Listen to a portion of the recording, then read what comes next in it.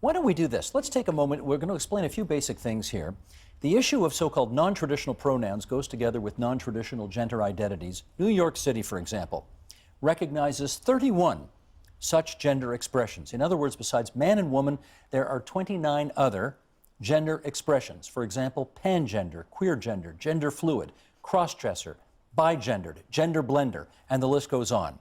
And Nicholas, this is where I want to bring you into the discussion because you teach this. You teach trans studies. So if you would, give us a brief primer on so many gender identities that, in your view, require non-traditional pronouns. Basically, it's not correct that there is such a thing as biological sex. And I'm a historian of medicine. I can unpack that for you at great length if you want, but in the interest of time, I won't. So that's a very popular misconception. So essentially, when in my transgender studies classes, what we're doing is looking at actual research and identifying ways that current social issues related to trans people or things that are associated with trans, such as free speech arguments and claims, how that connects to the way that people are thinking, the way that research has been framed, the histories of Give us some of the other pronouns that one would hear, typically. I don't focus on pronouns because pronouns are actually part of a cisnormative culture. So what we do is learn about... Well, I'm going to stop you right there. Yes, I was just about to explain. Good. So we don't start from a cisnormative perspective because that can't actually go very far. What does cisnormative mean? So I'm going to start us there.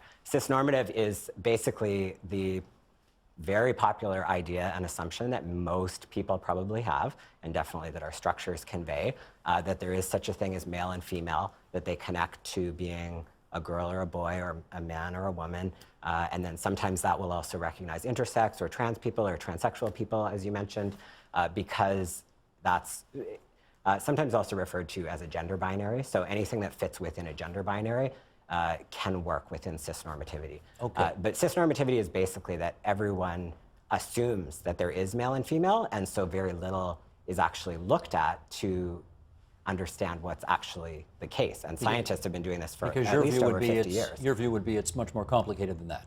Right, it's not my view. I just know that for over 50 years, scientists have shown that that's not true, and yet our social systems haven't been able to find a way to address the level of complexity that people actually experience. Can I step in, Steve? Stand by for a second, because I want to let everybody else get in first, And then we'll get you in. you either. So I think that the lawyer who's discussing this is downplaying the significance of it tremendously. Could I speak to the campus climate about this? Because I don't agree with why Dr. Peterson has been asked to stop abusing students on campus. To stop doing what? Abusing students I see. and other members of our learning community who do deserve respect and do deserve to be able to work and learn and contribute to society in a place where if they are physically assaulted, if they are The assault so far came from the social justice warriors who are at this free speech rally, and almost 2 million people have watched those so far. This is not accurate. Well, you can look at the being videos actioned yourself. because people have been making complaints about your behavior.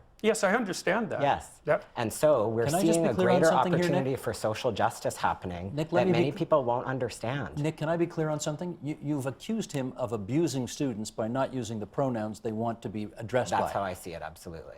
That is tantamount to abuse in your view. Absolutely. Many, many global documents, many how about organizations. violence? Is it tantamount to violence? Yes, How about absolutely. hate speech? Is it tantamount to hate Yes, speech? of course. It's hate speech Fine, to tell that's- someone that you won't refer to them as in a way that they that recognizes their humanity and dignity. Mary, let me get you in on this at this point. Sure.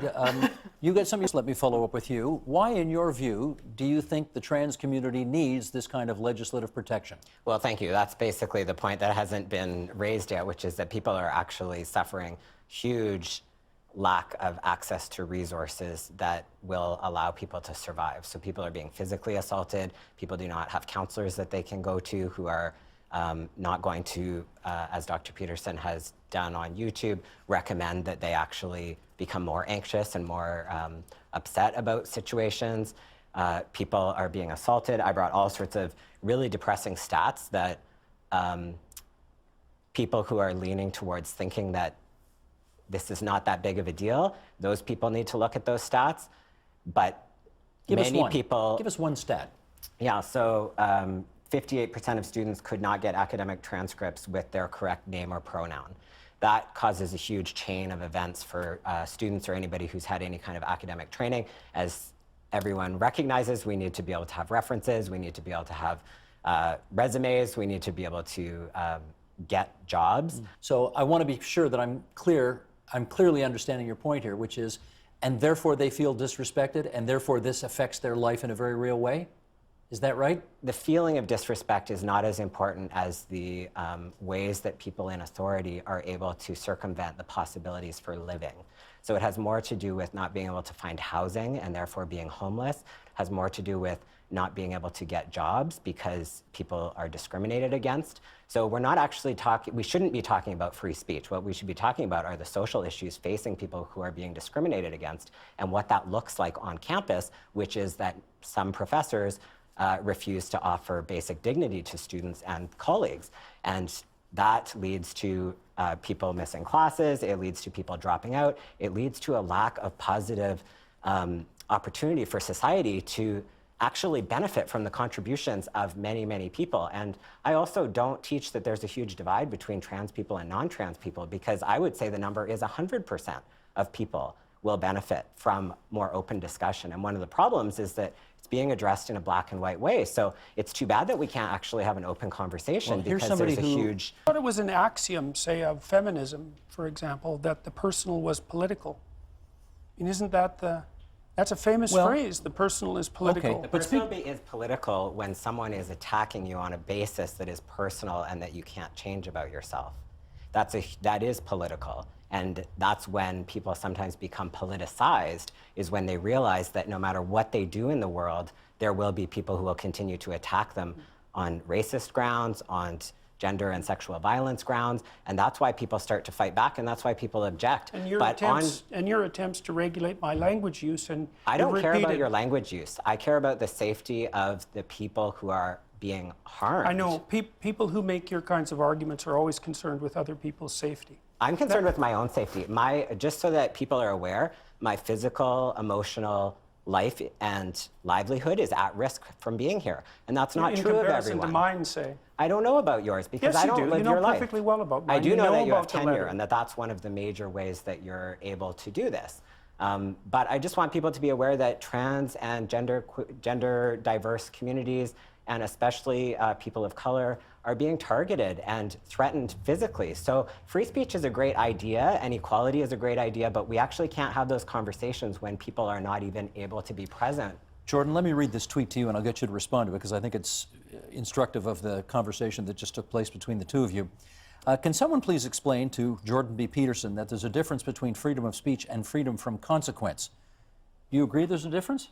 Well, certainly there's a difference. And are you prepared to suffer the consequences that society may deem you need to suffer because of your views?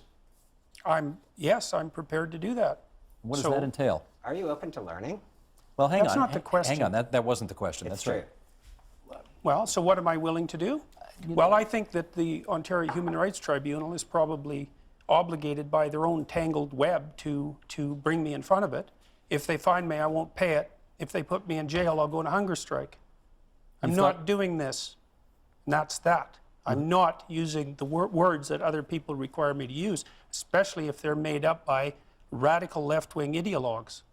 Now, if our society comes to some sort of consensus over the next while about how we'll solve the pronoun problem, let's call it, and that becomes part of popular parlance, and it seems to solve the problem properly without sacrificing the distinction between singular and plural, and without requiring me to memorize an impossible list of an indefinite number of pronouns, then I would be willing to reconsider my position.